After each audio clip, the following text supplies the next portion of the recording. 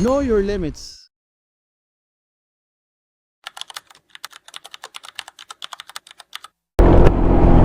Grabe yung dilim dito, kaya kapag ka nagpunta kayo dito tapos ganitong kadilim, talagang dahan-dahan at mag-ingat tayo.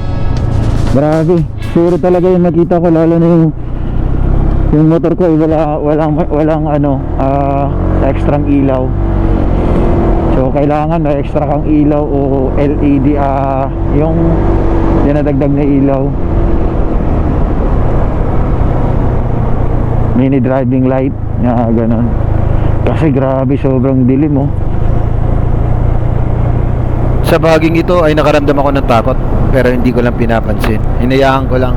Nagtuloy lang ako, nagdasal. Sana makarating ako ng maayos. Yun nga, tiwala lang. Siyempre dasal. Naka-high na to oh. Pero ganun pa rin. Kung makita. Ayan. Buti nga papaano may mga nakakasalubong tayo na malalakas ang ilaw.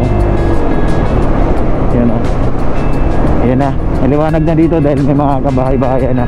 Yung pag-akyat lang malapit sa shrine, talagang madilim. Alright. Sana soon malagyan nila yung mga ganitong ilaw para hindi gaano nakakatakot.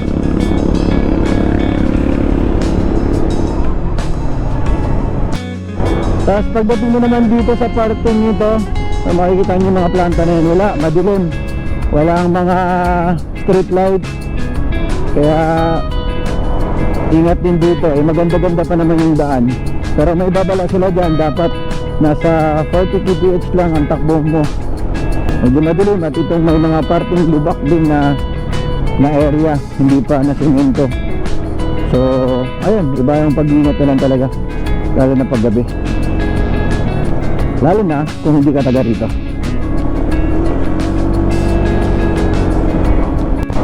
Walang mga street light, no? Parang marilaki lang dahil wala nga mga bahay-bahay dito, wala mga street light, so medyo madilim, maraming puno. Ayan. Pagdating naman dito, may liwanag ng konti kasi may mga planta. Malapot yung lumi nila dito. Malapot. Pero may mga laman. Mga lechon, chicken, saka egg.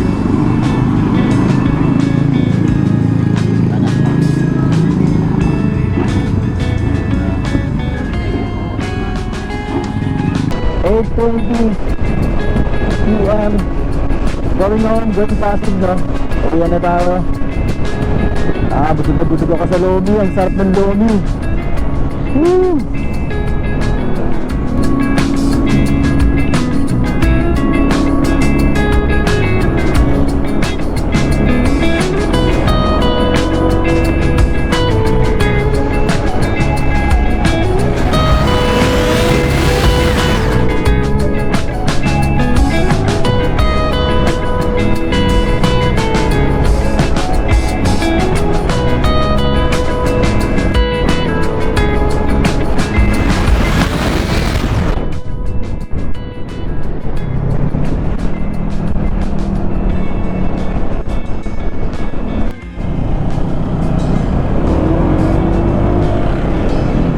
Nasa Laguna na tayo.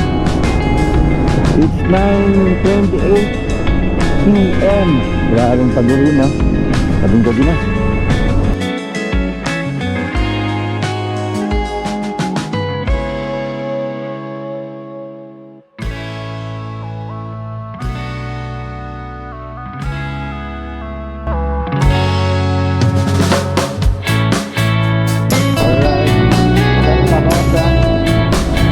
Santa Rosa.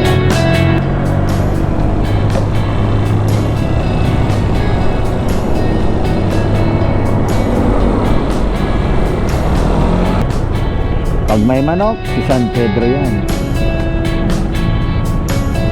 San Pedro, Laguna.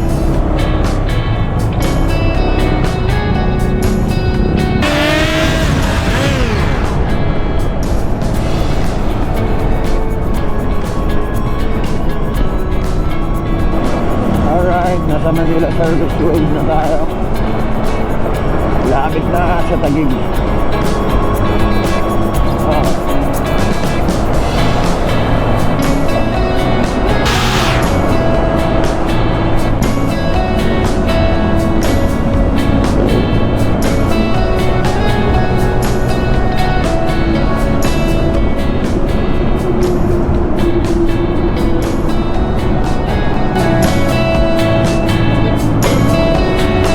Quarter to 11. Nakarating din dito sa Pasig. Grabe yung bakbakan ah.